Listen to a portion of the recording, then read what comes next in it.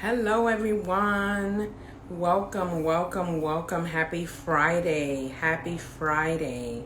So, I am on tonight because last Friday I interviewed an amazing young lady. Her name is Lexi, and you could definitely check out that interview. And tonight I have the honor of interviewing a woman by the name of Sheira Guzman. And we're going to talk about resilience, growth, and redemption. And so I'm going to invite her on. We're going to get started. So it's happy Friday, Nina. I miss you. And the holidays always have me thinking about you. All right. Welcome, Sheira. Welcome, welcome, welcome. So tonight, first of all, I want to thank you because Sheira, wait, and see, this is what I don't like your angle is one way when you okay, this is better. Is this better, y'all? Is this Yes. better? Can you see me? I want you to see my blue earrings. I'm very proud of my tree. I used to decorate horrible trees. I used to get made fun of. So I wanted my tree to show this time around because I'm just so proud of my tree. But anyway, it's not about the tree. It's not about the tree. So I want to introduce you to an amazing young lady. First of all, my name is Cindy Bautista-Thomas. If you're coming on here and you're my friend, then you know who I am and what I bring to the world. But there's also some folks that are coming on that might be folks that Sheira invited and that you may not know who I am. So I love talking with people. I love connecting with people. And so what I realized too is that there's just so much power in storytelling and so much power in people sharing about their journey, their life's journey. You know, there's many individuals that get inspired when you hear other people's journey, other people's processes. And so Sheira and I know each other for 22 years. 22 years. We met because our partners were friends. And so we have been through a long journey together. And Sheira has such an amazing story to share about resilience, about growth, and about redemption. Okay, and so we lost Sheira. So let's see how we're gonna get her back. We'll get her back when she comes back on. So anyway, oh, here she is. Here she is. Here she is. Okay. You know, the Wi-Fi it acts up in this house on Fridays. And I guess because everybody's on their gadgets and things. Welcome back. Thank you. Welcome back. So Sheira, before we get started and before I start asking you questions and before you start spitting your jewels, thank you. Eileen is we welcome chats in the chat room. I'm so proud of my tree. I grew up with dilapidated trees all my life. My mother was that Dominican mother that put tinsel after tinsel after tinsel until you couldn't even see the tree anymore. And you was wondering, like, what the hell is that in your living room? It's no longer a tree. So I'm very proud of my tree. So thank you. So Sheira, could you please introduce yourself? Like, who are you and what do you bring to the world? Hey guys, so my name is Sheira Santos Guzman. I am 39 years old. I've been married for 14 years, together for 22 years, soon to be 22 years. We have 4 children together. We have a 36, 31, 21, and 11. And 2 grandkids, and 3 grandkids, excuse me, 3 grandkids. Three. 3. What? Who is the third? Oh my God. The third, his name is Jeremiah. We call him Jojo, Josiah. What? He just turned 2 years old. Oh my goodness. Oh my goodness. Well, well, congratulations, abuela and mom and curator of joy. What Sheira didn't say is that she is also an entrepreneur. So she is a paralegal by trade. Just started. It doesn't matter. Look at how we are so quick to undermine ourselves. We're so quick to dismiss the gifts that God has given us, right, Sheira? So Sheira, I've had the pleasure of eating Sheira's food for many, many years. And so Sheira because tell us, why did you get started with tell us the So name of your business and so why did you my get my started? name of my business is Sheira Simple Kitchen. My husband has been after my back, and my cousins and my family. Sheira, you cook so good. Why don't you have a blog and all this stuff? I am not into the millennial blogs, so I don't even know how to start a blog. And we just began due to COVID. We just started just doing empanadas and coquito. All of a sudden, this blew up, and it just started with my town. And my town is very Jewish Americanized, and they love Spanish food. They love the Spanish seasoning. And I just started to get orders after orders, and I all of a sudden I became an entrepreneur of empanadas and coquito. And then during Thanksgiving, I received a few families that didn't even know how to make a turkey. And all of a sudden they contact me, and I did turkeys, pernil, ceviche. So I just did different things that I love to cook, because cooking is my zen. It's my zen moment to just breathe and just do myself, because I love to cook. I don't want to do it for a profit or for anything, but it ended up to do and be a very well entrepreneurship that now is Shave a Simple Kitchen. Well, that's amazing. I had the pleasure of tasting your coquito. My favorite was the pumpkin coquito, and then I ordered the pastelitos, the spicy chicken ones, and then I ordered also the guayaba and cheese, and they were so And delicious. cheese. And so I had to fight my mother because I wasn't home when you delivered them, but she was trying to steal all my pastelitos. So I had to check Mama T. Yes, I delivered it to her home attendant. That's right. Yes, I had to check La Doña Chronicles. I was about to do a Doña Chronicles last week because she was gonna fight me with my pastelitos. So thank you. Your food is delicious. You definitely, Thank you. folks, you want to check out her Instagram page, Shayla Simple Kitchen, and she's also on Facebook. So she lives in New Jersey. Now, do you deliver to New York, or people would I have to deliver go for a big order. Absolutely. For for big big orders, I order? do Because deliver. I know I was Yes. a special delivery. Well, of course, you're always special to me. I've known you 21 years. Of course, you're special. Awesome, awesome. Well, thank you for Like, sharing that. legit, Naila was like 2 when I got married. I remember, like, she was asleep the whole wedding, messed up my whole dancing vibe. I was tight. I couldn't even drink, but we're not going to talk about that. We're going to talk about, well, which is part of the journey, right? The resilience, the growth, and the redemption. So Yes. first, let's talk about, you grew up where, Sheila? I grew up in Washington Heights with 2 immigrant parents from the Dominican Republic. Mm-hmm. My mother came into this country in 1975, I believe. She was 15 years old. Wow. And she left her boyfriend in the Dominican Republic. She started dating my dad when she was 12, and my dad was 16. Really? Yes. Mm, okay. And then my mom went back when she was 19 to marry my dad. So they've been together. It's going to be almost 50 years, but they're going through a divorce. So that's Wow. a different story. That's a different story. Wow. So your family came to New York from the Dominican Republic. 1975. In 1975. So you came on the scene. And In 1981, in I was born. in 1981. So when I met you, Sheira, you had just given birth to your son.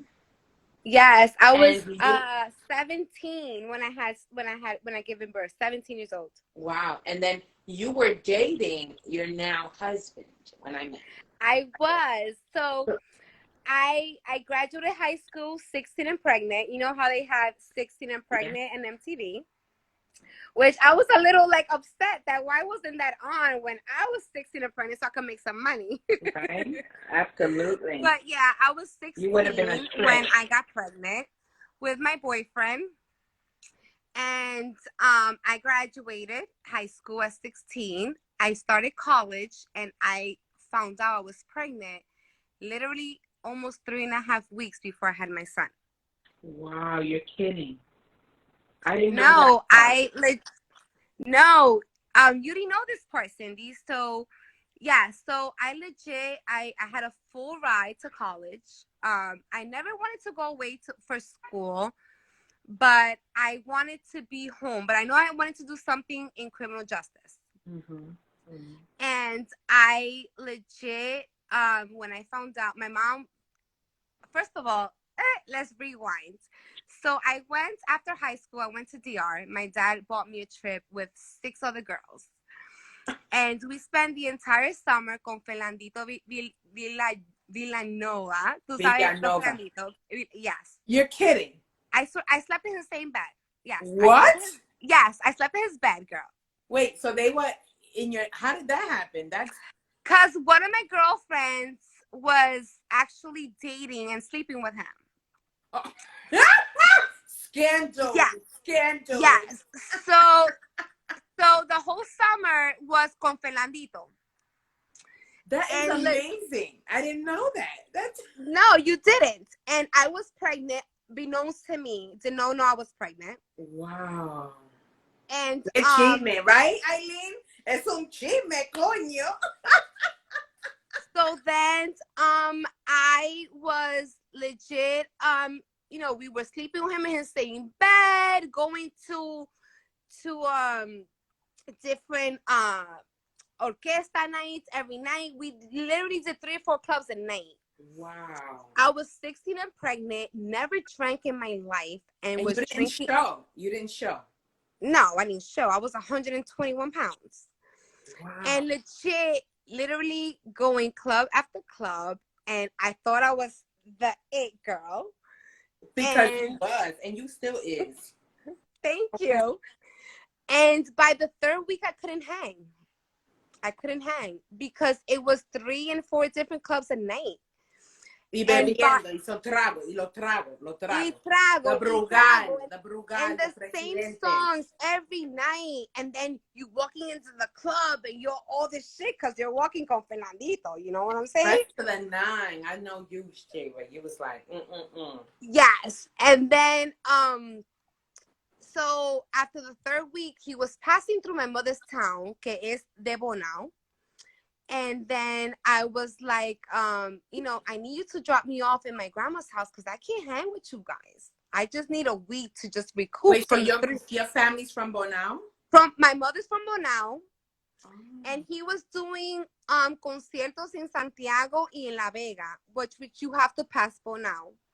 Okay. And I was like, I'm sorry, but I can't hang. I really cannot hang. So he dropped me off. My grandmother saw Fernandito, her gate. You know how the DR houses have the gates and stuff like that. Yes. Yo le hice un almuerzo de claro.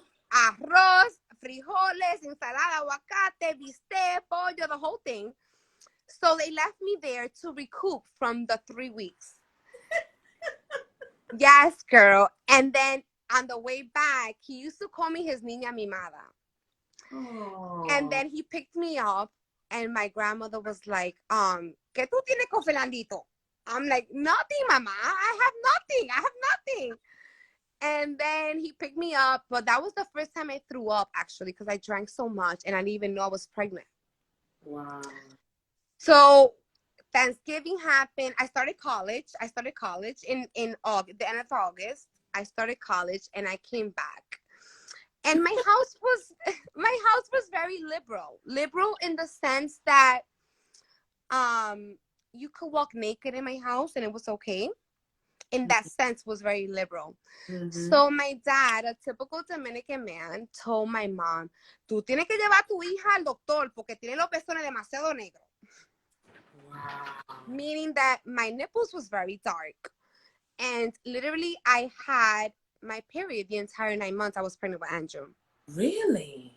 Even with my second daughter, my period the entire 9 months. Wow. So we went to my pediatrician. I was 17. We went to my pediatrician. The pregnancy test came out negative.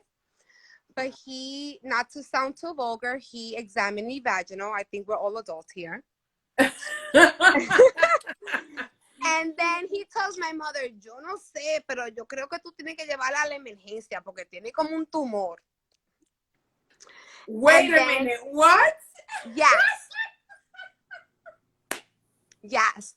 So for those that don't speak Spanish, so the doctor, you went to your pediatrician. My pediatrician, I was 17. And your pediatrician thought that you had a tumor. A tumor because my pregnancy test came out negative. Wow. Yes. And then we go to Columbia Presbyterian on 160 and Broadway, for those of you that don't know the New York area. And they did a pregnancy test, came out negative, and then they did a sonogram.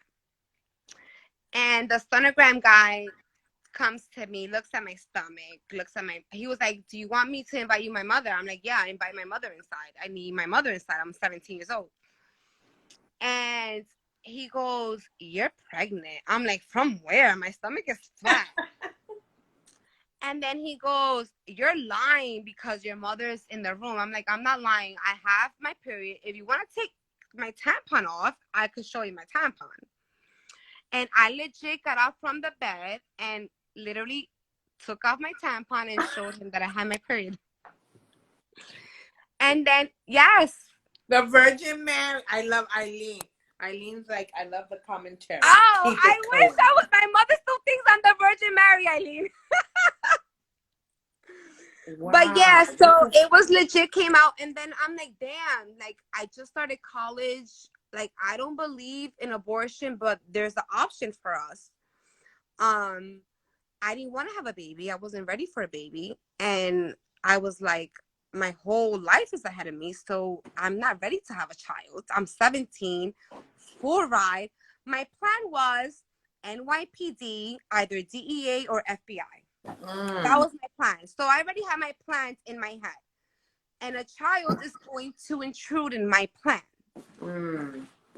And this is where the resilient comes in me, which the doctor was like, I'm sorry, there's no way you could get a legal abortion. You're due January 11th. And this was November 26th. And I'm like, November 11th, shut the front door. In better terms. Those were not my terms. Right. You was a little more, tú sabes.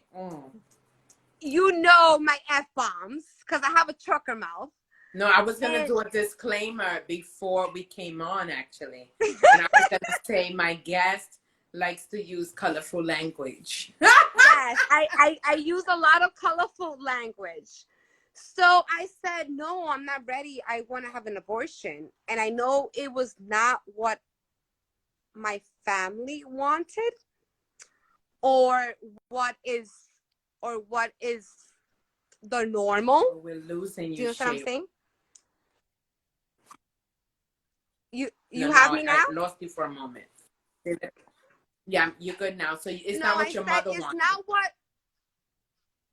It's not what my mother wanted. And us as an adult, not an adult, as the oldest child, you are always that scapegoat. Do you understand what I'm saying? There was a lot of pressure. At 17, I'm not ready, but it's also not what I was raised to. And the doctor was like, there's no way you could get a legal abortion. You're due in like 4 weeks. So legit, I was going after November 27th. I was going every week to the doctor because they said my child was going to be special. Wow. And I was going every week for prenatal. Never had prenatal. And December 31st, I had a doctor's appointment. December 31st, 1998. I remember like it was yesterday. My dad was putting in new windows in our new house in Fairlawn. And he goes, Sheira, first of all, the first time I ever threw up was at that day, December 31st, at 5 o'clock in the morning. And I was throwing up this vial. I didn't know what the hell was happening with my body. I'm 17 years old. And I had an appointment. My dad was like, Francia, vete a trabajar. Go to work. I'll take care of her. He took me to my doctor's appointment. I go to my doctor's appointment, and the doctor's like, you're going straight to the prenatal. You're ready to have this kid. You're already 6 centimeters open. Wow. So I had my child December 31st, 1998. He was born at 11:51 p.m. Wow. And I had my son. Thank God he was healthy.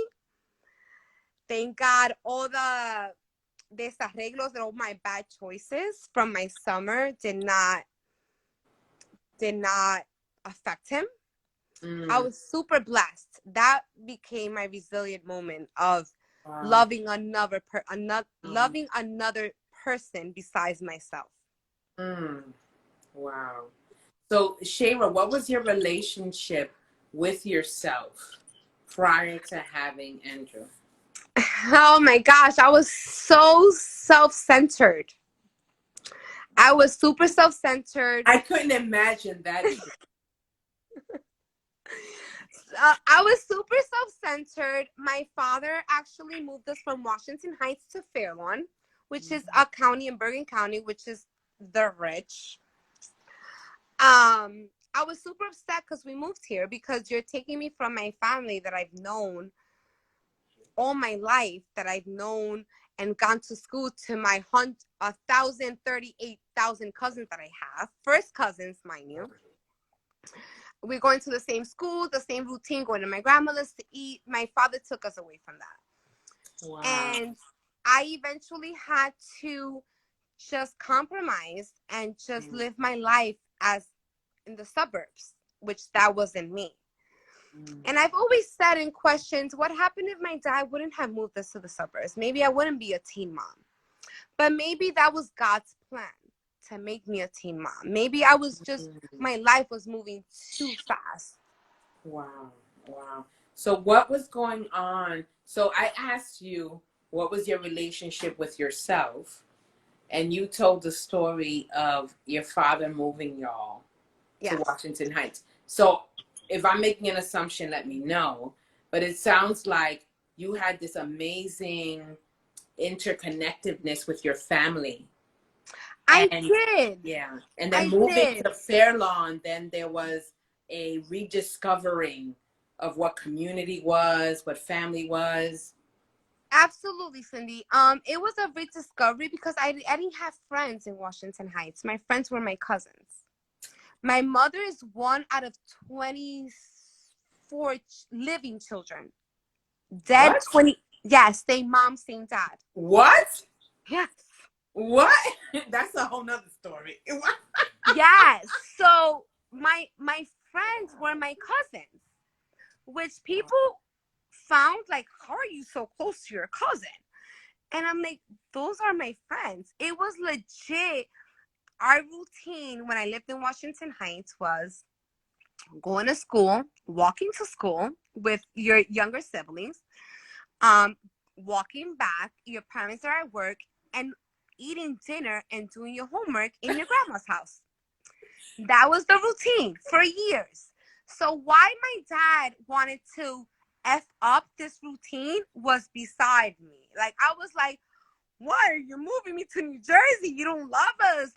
But as an adult, I see he wanted a better life for us. But then a better life came a pregnancy. Wow. Also, you met someone in Jersey. So we're about to talk about the baby's daddy. Because that's a story, right? Eileen, that is a story. Eileen said you're going to need 4 episodes. I know. We're not even going to get to the husband part at this rate because, you know, IG cuts you off después de una hora. You know? Well, no, my boyfriend, which was my son's father, I was dating another guy when I met him. Before I met my son's father, I was meeting this guy. I'm not gonna say his name. It's social media. And soon un amante. A los 16 años, no, a los 14 un amante. No era amante. Pero the crazy thing is how the world works. I'm gonna have to take a sip. Hold on. I'm about to sip myself. Cheers. Because she getting in the nitty gritty. You know what? Of all the years that I know you, like that just puts you like on a whole nother level. Like I had a whole nother level. Yeah. So my boyfriend, my first boyfriend in Fairlawn, I actually bought him in a St. Valentine's like bidding thing. Yes. It gets better. You Don't bought make me your... laugh. I had surgery. Wow. So I bought him in a St. Valentine's auction. I paid $150 for him. I used to Wait. First of all, wait. Espérate. You were 16 years old. I was 14 when I met my 14. first boyfriend. You had $150 at 14 in the 90s. I did. Yes, because I was a waitress at IHOP. Get out. So you were working. That's very I've been important. working since I was 9 years old. What? My cousin had a Pioneer. Remember those supermarkets, Pioneer? Yeah. He used to have a Pioneer supermarket on 126th Street in Harlem, and I used to be the bagger. So I've been working since I was 9 years old. Wow. But we moved to Fairlawn, and I was working as a waitress in IHOP. And I used to like this guy. I'm not gonna say his name, but he was a star football player. And I actually bought him in an auction for St. Jude's proceeds. And I bought $150. After that, he became my boyfriend. And soon to be known to me, he knew me 2 years prior. Remember Action Park back in the day? Absolutely. So Action Park, there was a ride called Tarzan. Oh, I remember that. Oh, yes. And how big were my boobs, Cindy? Oh, grandote. 34 triple D natural. So my top came off, and little do I know, my first boyfriend was standing on the line. And that's how he's like, "You the Tarzan chick." Oh my gosh. So it was love at first sight, literally. Yes, but then he broke my heart, and then we moved on. We went from the suburbs to the ghetto, to which is Patterson, New Jersey. There was a bit of a... Wait. But there's nothing wrong with the ghetto, okay? Nothing wrong with the ghetto, because I grew up in the ghetto. Because roses grow from concrete. We have to decolonize our language sometimes. Absolutely. I'm sorry, I gotta put that in there because... No, absolutely, you're right. Yeah. So I met my son's father. He was a DJ in Casa Dominicana. It was like a Dominican club kind of thing. And I dated him for almost a year and a half. I became pregnant. I didn't want to be with him after I graduated high school, so he was a hick. Oh. I didn't want to date him no more because I thought he was holding me back. Did not know I was pregnant. I left to DR. My dad was like, "Here's $2,000 to go to DR for the summer." I know I was pregnant, so I left him. He goes, "You're not going to DR." I'm like, "And who are you to tell me not to go to DR? You're not my daddy." Like, since I was little, I was always very self-strong. Like, no one dominates me. Because I've been through a lot since I was like 4 years old. Except for Mike. Well, when it comes to my husband, Miguel, a.k.a. Mike. So, legit, when I met my husband, I gave birth to my son December 31st. Fast forward to February 24th of 2009. No, 99, excuse me, 99. My mother calls my cousin, Sheira is depressed, depresiva, you need to take her out. I'm like, I'm not depressed. I want to be with my child and going to college. Like, what's depressed about this? So my cousin was in the club scene. Legit, I was 17 years old. I legit had my cousin's duplicate license. Because back then you had to be 21 to go into a club. No, are you reading the comments? I'm not reading the comments. I'm not.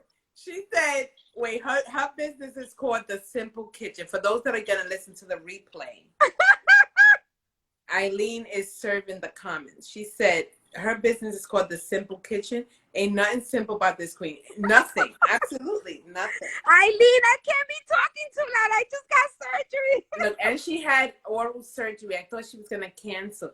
Wait, but hold on. Before you get into that, You didn't even tell us what happened. So you had broken up with your baby's daddy before you I even knew did you were break up pregnant. because no one's gonna stop me from doing what I want. Because you was like, you trying to shut me down, but I'm gonna shut you down first. Yeah. So I broke up with him. And then I left to DR. I did my whole summer with Fernandito. I was good.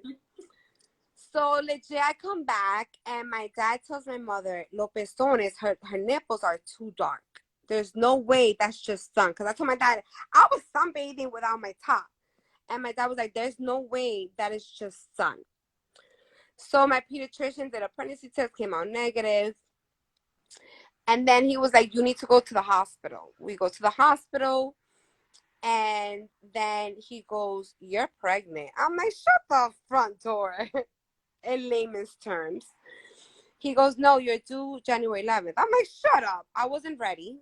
I legit told my mother, "I'm having an abortion. I know it's not what our family was raised, what you raised me, but I'm not ready. I want a career. I want to do something with my life." Wait, so did you tell your baby's daddy right away? I did not. Mm. I did not. I did not. So let's Because fast forward. Let's talk about what happened so when what you happened? had that communication. So I met my husband February 24th of 99. I was on a date when I met my husband, which literally, no, which that's when I met your ex-husband. Yes, Okay, yes. I met your ex-husband that day, and my husband, well, now my husband, he thought he was with like a groupie, like kind of like an easy girl. He thought he was gonna take me home that night, and I'm like, legit, my titty's leaking. I have my fucking tampon. I have a period. Like, I don't need to be going home with nobody right now. And he gave me his beeper number. You remember beeper? Oh, yes. Oh, my God. So he gave me his beeper number. I beeped him the following day. He picked me up from college, and then we just been Bonnie and Clyde since 1999. Wow, 19. He's legit raised my son as his own. Wow. I cannot be more grateful and more blessed that another man took on another man's responsibility. That's beautiful. Because Wow. that's a lot to take in. Absolutely. A lot to take in. And I'm just super blessed and super grateful that my husband took on that role. Wow. So did your baby's daddy have a relationship with your son? To this day is on and off. Oh, okay. And it's a situation that my son is an adult and he could handle himself. When he was under 18, then I could handle it. Now he's a man. That's something that he needs to work on. And that's not my job to do at this time. Mm-hmm.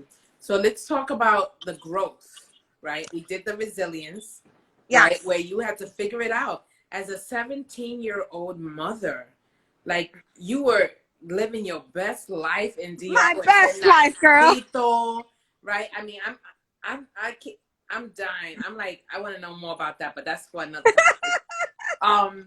But then, then you find out you're pregnant, and then like right at the brink of you starting college, getting a full scholarship to college. So it sounds like to me that you continued going to college. Were you able to complete it? I never stopped going to college. And the reason why is because my dad was very tough. Even though I had the best team in my household, that's when I was like, I need to work full time and go to college full time. That college dream had to go on my back burner. So I was working in a daycare, 6:30 a.m. to 3 p.m. And my first class started at 5 p.m. I was going to school from 5 p.m. to 9:05, Monday through Thursday. Wow. And my dad one day told me, my dad was very hard ass with me. He goes, "I don't know why you're going to school." He tells me. He goes, "If you will ever graduate," no, he goes, "Yo te veo, I see you flipping burgers in McDonald's before you even graduate college with a child at 17. Wow. If you graduate, I will eat your diploma piece by piece." And that gave me the strength that I did not have Wow. and the motivation. I did a 5-year program for my undergrad and my master's. Girl, my hairs are standing up on my arms right now. Yes. I did not even know that piece occurred, right? Like for your father. My dad, First of all, which he was my paid, #1 supporter. right? Because he paid for that trip to DR. He paid for that partying, but then when it push comes to shove, he goes, yo no te veo muy lejos. Yo te veo flipping burgers in McDonald's. So tell me about that process, right? Because there are folks that are going to watch this that may have had similar circumstances, right? Where someone says, and sometimes it's people who are very close to you that tell you that you can't do something. So it sounds like when people that you love that say you can't, you have to say you could. So what helped you in that during that time? What were the things that helped you? Well, let me tell you also the upcoming with this. My grandmother passed February 14th of 2001. And now in February of 2021, we're going to celebrate her 20th year in DR. There's 68 of us going to DR. Wow. And before she passed away, she tells me something. Tú no eres ni la primera ni la última que vas a tener un niño fuera de un matrimonio. Meaning you're not grandma. Meaning you're not the first or the last who's gonna have a child out of wedlock. And my college graduation ring was dedicated to her because she said, "Tú lo puedes hacer todo. You could do anything in the world that you put yourself and your growth in your mind to." Wow. And I graduated college with my BS and my MS in 5 years. I was 22 years old. And you know what's the first thing I did? You know, when you graduated college, it takes you about 3 or 4 weeks to get your actual paper. Yes, yes. Girl, I went to registrar's office. I made a copy of that. I made 2 copies. And I gave it to my dad. I'm like, this is time for you to eat it piece by piece. Shut up. I swear to God. And that made me such a strong individual, because not even my father, who supported me as a teen mom, but also undermined me to my capacity of being a college graduate and saw me as flipping burgers. There's nothing wrong with flipping burgers. Absolutely. Okay? You could flip burgers and raise a family. That's okay. But for you to know my capacity as my intelligence and undermine and demise me that I'm going to flip burgers because I have a child will slow you down, but a child cannot stop you. Come on. Come through. Okay? Come through, Sheira. And let me tell you, my son, he's going to be 22 years old. He is a blessing. My son is a junior in college. He got a full ride in college without his biological dad, but his biological dad is my husband. He calls him dad. His first words, because my son was in speech class, his first words was dad. Okay? And he is just a blessing in disguise. I'm just super grateful and blessed that my son is who he is. And a child won't stop your goals. He will just break it a little, and you just have to succumb and triumph what you're going to succeed in life. So that's so powerful, Sheira. That is so powerful, because you just dropped some gems about, first of all, how to handle those naysayers that are right in your household, right? Like right in your household. Every day he saw you going to the job, going to school, doing your papers, right? And she was like, you know what? Not only am I going to get a bachelor's, pero toma, I'm going to get the master's degree too. Yes. Right? While still... Oh, my cousin is on it. Thank you, Jessie. Oh, hello, Jessie. While still raising, and Andrew is an amazing young man. He is. Met him. He is warm, loving, respectful, just level-headed, passionate. He's a Not because photographer. he's my child, but let me tell you something. It's like I tell him, I'm like, I love you too, Jesse. Thank you. I tell Andrew, listen, the girl that you fall in love with has a big shoes to fill. That's right. Because I'm not easy with my child. Like, I'm very, very level-headed with him. And hey, babe. And my husband just walked in. I'm sorry. And I say, Andrew, you need to never leave me. And I think that's selfish of me sometimes. Listen to him. He says, yes, it is. Because to me, I feel like Andrew's my buddy. Like, Andrew never had a crib. We always slept together. Wow. So we learned everything together. So it's like you grew up together, really. We grew up together. Oh, Jesse, she's so sweet. No, That's my comadre too. No, and that's what and I you guys have the same birthday. Jesse and you got the same birthday, October 10th. Really? All right, yes. Jesse, come on. And, I was just saying that about Andrew. That is Andrew. The heart. Andrew has an amazing heart that legit, when Andrew had his first girlfriend, I fall in love with his girlfriends unless she comes to my standards. Okay. So my husband never liked her for some reason, but I took a bonding with her. Nothing that I need to share, but she actually got a full ride to what is it, babe? San Francisco State University for pre-engineering. She's very smart. And but I'm like, and I liked her for some reason. I just felt a bond with her. And my husband was like, you never know, I don't like her. I'm like, it's okay. But she was the first one that broke his heart. And I think he needed that to realize that not everyone is such kind-hearted like he is. It made him vigilant that not everyone is good in life. Everyone has their goods, their bads, their faults.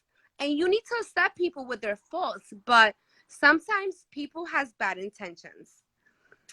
And her intentions were just to take and take and take. And my son was just so given and such a warm-hearted, because I'm just so appreciative that my husband has raised a man, because he took on what my husband showed him and is just being a man in life.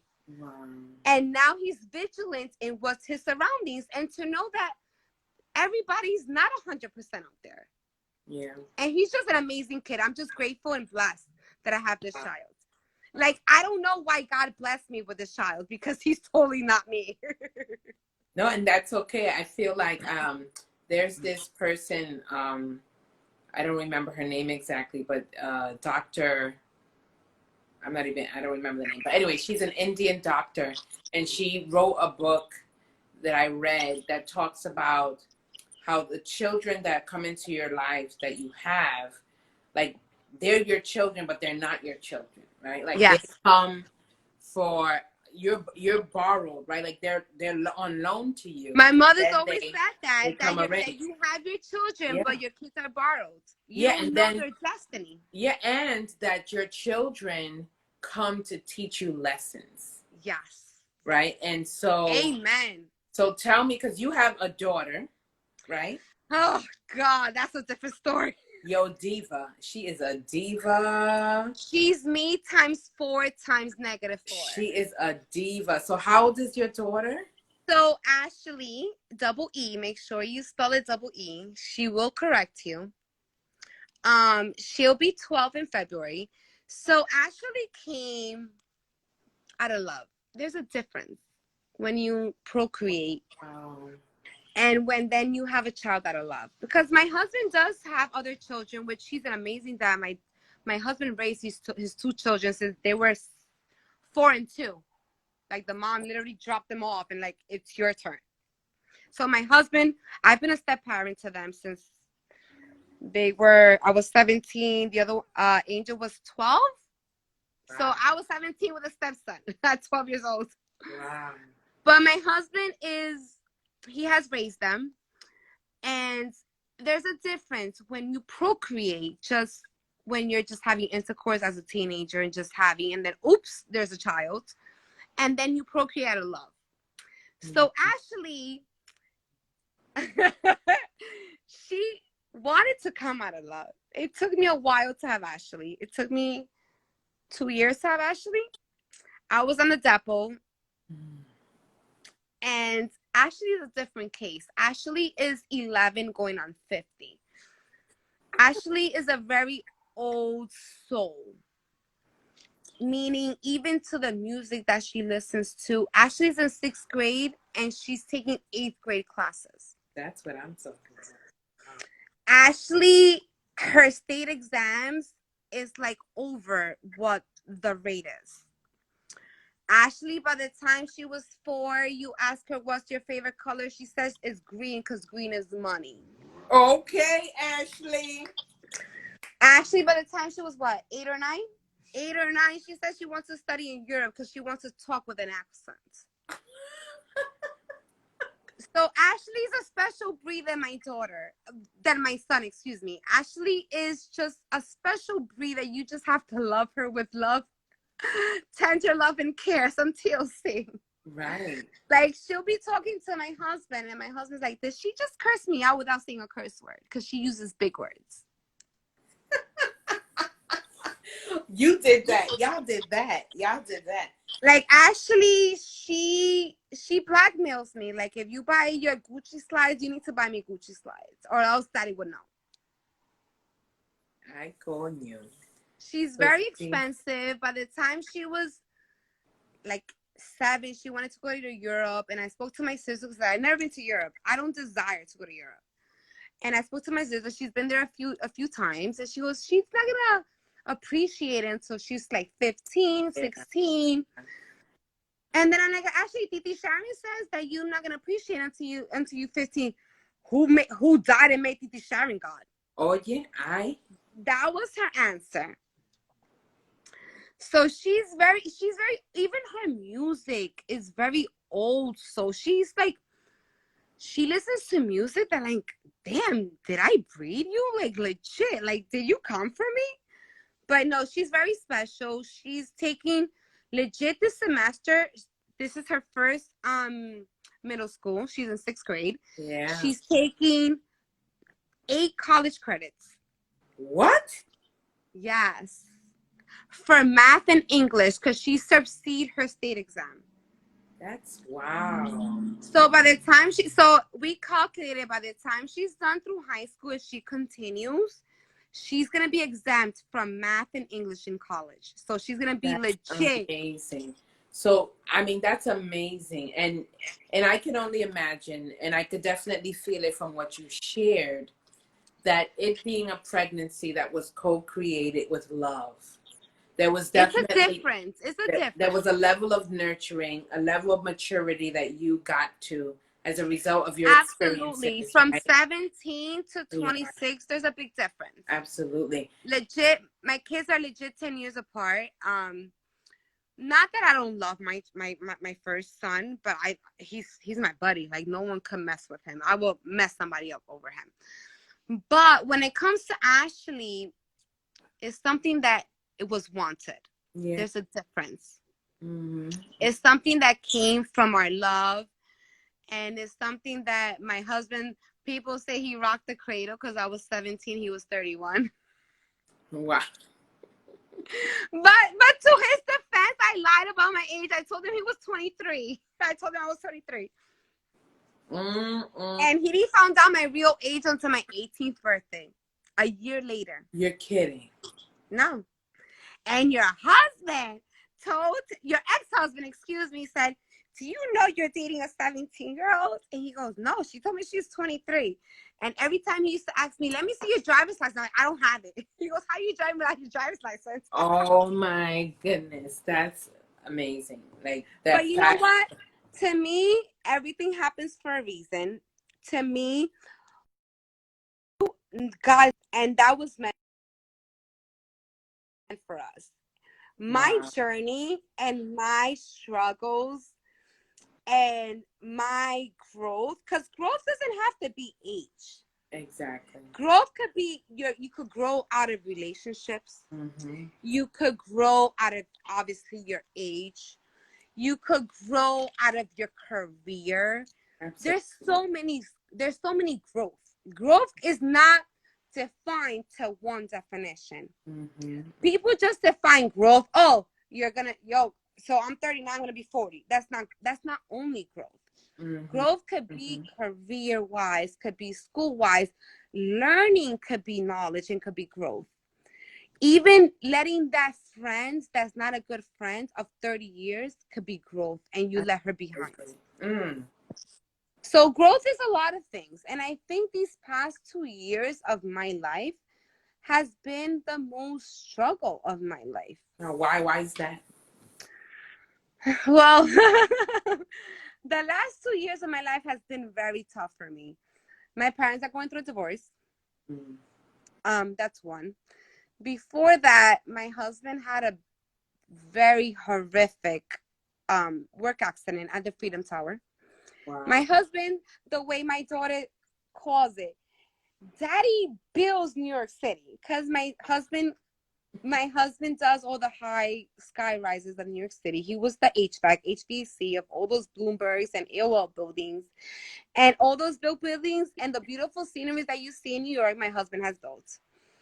And my husband got hurt in the Freedom Tower after 9/11, which, may I add, he's jotted those two big explosions. One in the underground, and when was it, baby? When the train exploded, he jotted that one, and one in 9/11 that he was across the street.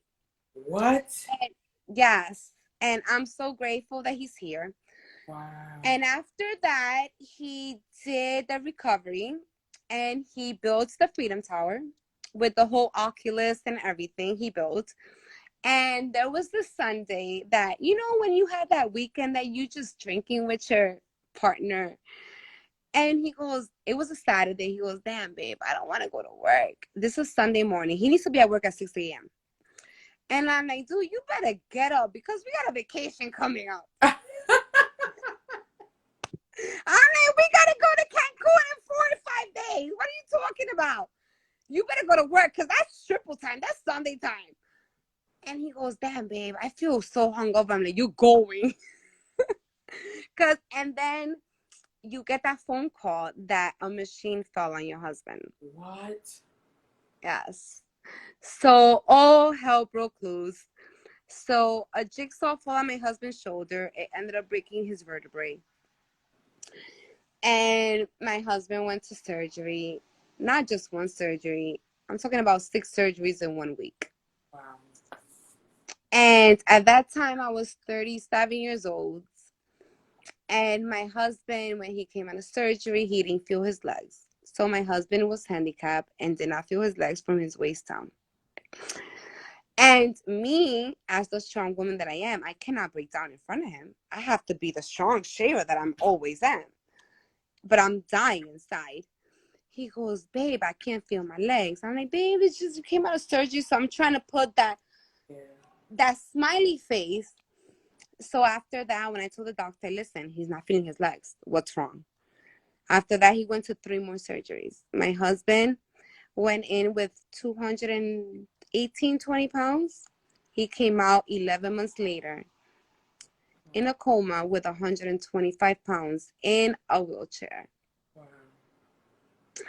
So here comes Sheira. As the resilient woman that I am, I have to put the strong face because you can't break down in front of them. You break down, he's going to break down. But then who's going to take care of you? Right. Because I was going to ask that. I was going to ask that. I know that. And that to me was the most hardest 11 months of my life. Wow.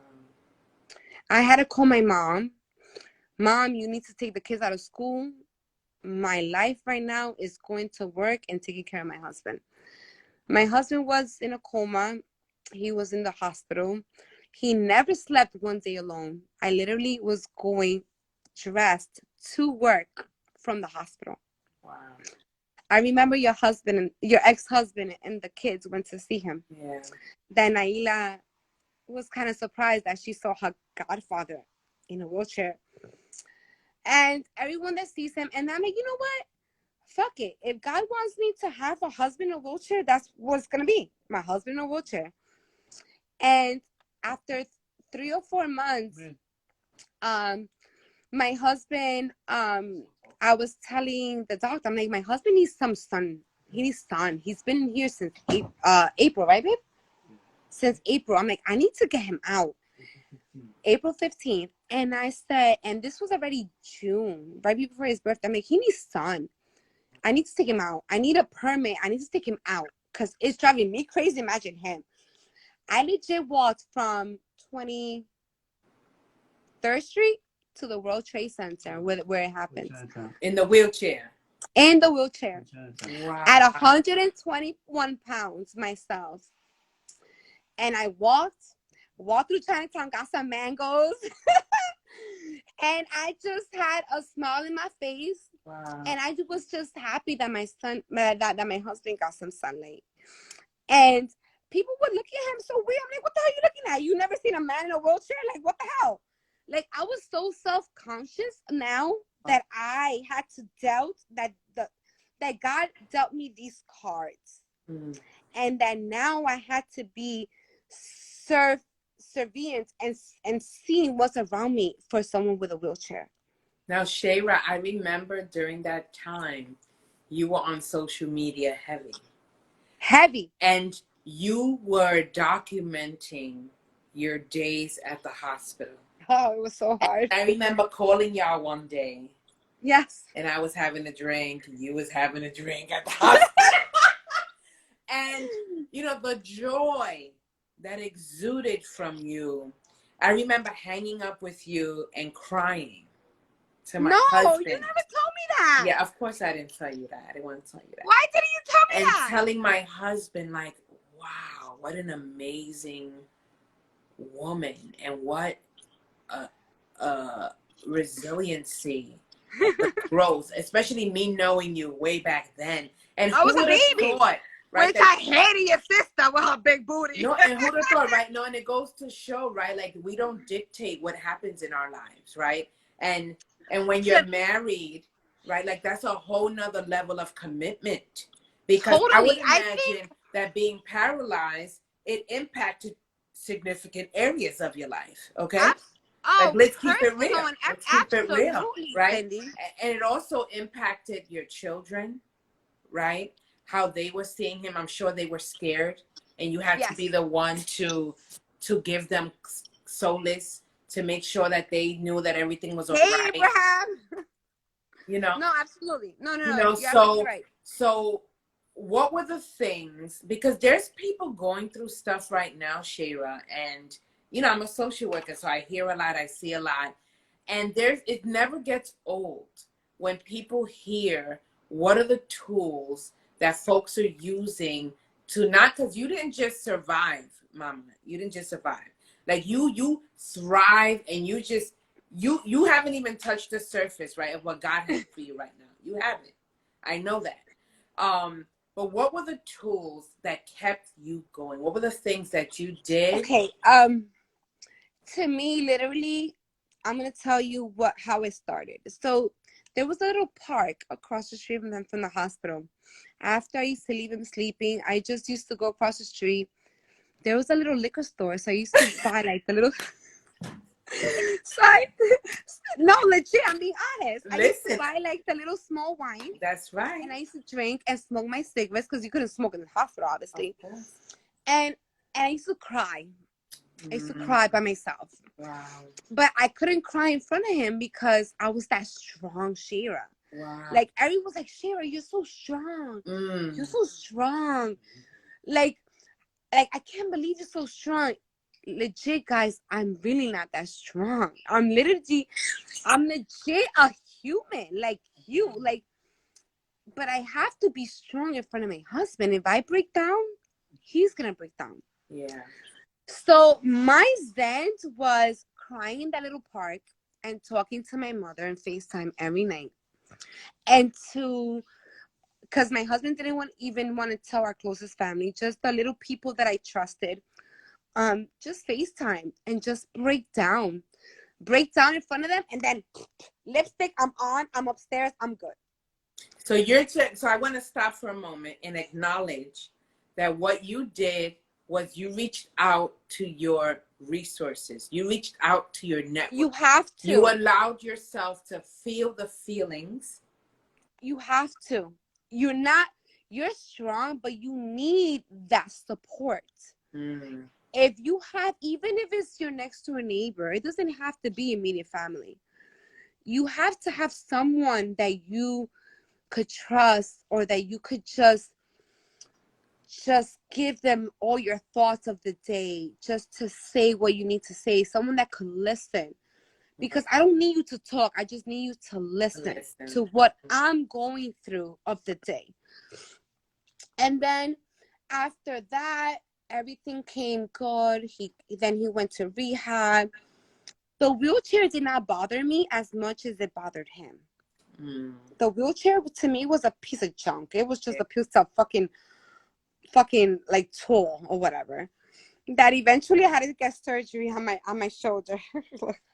Oh wow. Because I was legit 121, lifting him like a baby. But you know what? And to be honest with you, family is not everything. Absolutely. Blood family is not everything. It could be your next door neighbor, it could be a teacher, it could be a priest, it could be anybody that you could trust. Chosen because family. I had one family member to tell me to this day that I love dearly. She's my godmother, she's my aunt. And do you know what she said in front of my husband? That hurted me more than my husband did. She goes, muñeca, because she calls me muñeca, and which is doll. She goes, ¿cuándo tú vas a divorciar ese hombre? When I'm going to divorce that man. And to me, I was like, damn, she's my aunt, she's my godmother, she's my family, she's blood. How is she gonna tell me? I'm like, ¿y qué usted está hablando, Nina? Que cómo voy a divorciar? Like, what are you telling me? How I'm gonna divorce this man? First of all, if that happened to me, my husband will be there in thick and thin, through sickness, through health. That's what vows are all about. When you vow to be married to somebody, even if it's through the civil, we did church, through love, through sickness, through health, through riches, through poor, you are going to conquer everything that God is going to throw at you. Come on, girl. Come on. And to me, I always say, God did not deal this hand to me just because I'm Sheira. God dealt this hand because he knows I'm one of his strongest soldiers. Absolutely. To surpass. Absolutely. And I'm sure that part of what you did, because I know your spirit, is that you poured life into that man. You encouraged him. You told him he could tell you I needed to hear. I know that because I know who you are. But I want to acknowledge that because you're not going to say that. Right? Like, to me, I don't need acknowledgement. No, but it's not everyone that does that, right? Like, you got to... That's what people say. Not everyone would do it. But I would say even the nurses.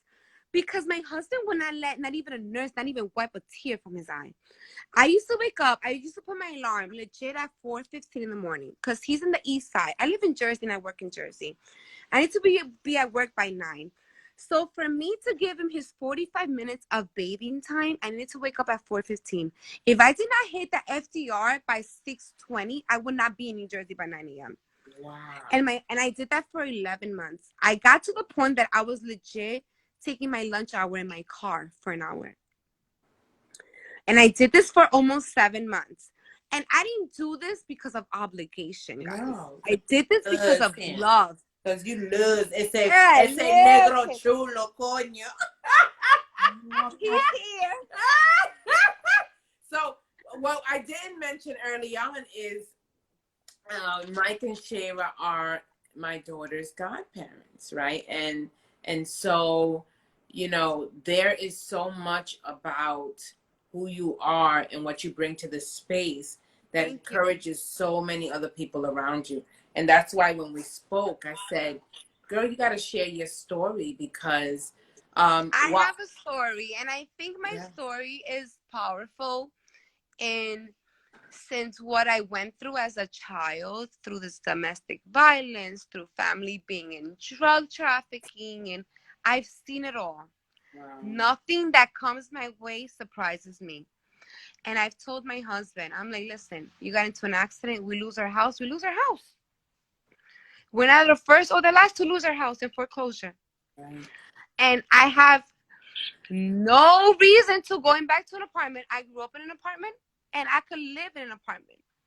A house is not going to define me. What's going to define me is my family and my husband being alive. Right.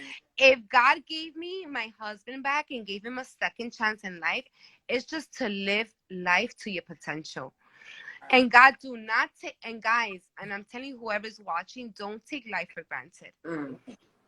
Life is one, and we ran and we ran and we drank driving, and we did all the bad things that we should not have done. But let me tell you, when God breaks you, like, slow the F down. You need to slow the F down, because he brought me to a different part of my life that at my tender age, I say tender because I'm still young, to my tender age, that my children went through it, that my children succumbed it, and they see their father as their hero, and that God has given me the position of being his backbone. And I tell him all the time, like, change your broken wings for mine. And I truly say that because that is so sweet.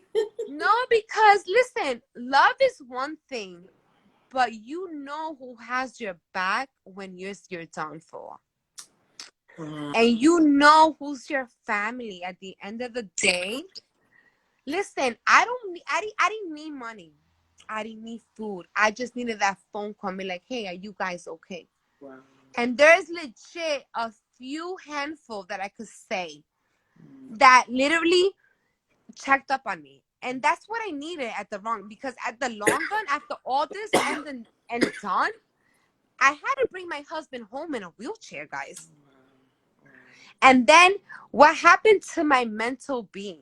Of course, your mental. I mean, you know, and the truth is that you, like, there's so much. It's so funny. Eileen said that's why you're gonna need a week. She said you need a series, because we do have to end, because Instagram will kick you off. But what's next for you, Sheira?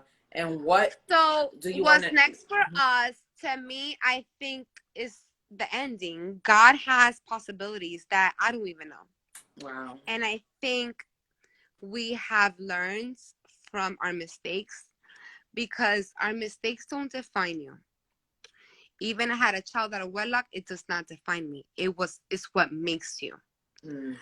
And what doesn't kill you makes you stronger. And to me, everything happens for a reason. You have a birth date, and to me, you have a death date. That's my belief. And I think you just need faith. You just need strong-willed, and just be self-sufficient in what you want to do in life. Because the world is so big. There's so much that you could do in this world. And what your mind is thinking, you could do 10 times of what that is thinking. That's a whole damn word, girl.